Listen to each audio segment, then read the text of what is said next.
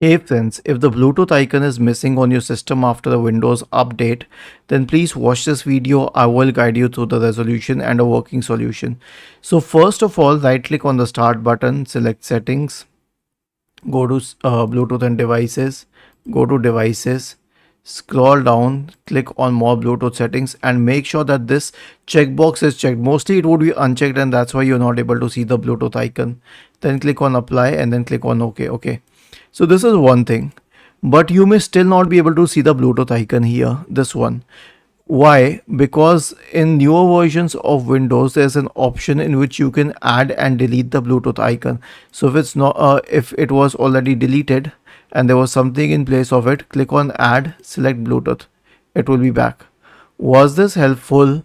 If yes, then please subscribe to the channel, and if not, then let us know in the comment section of the video on how I could help you further. Thank you for watching this video and have a nice day.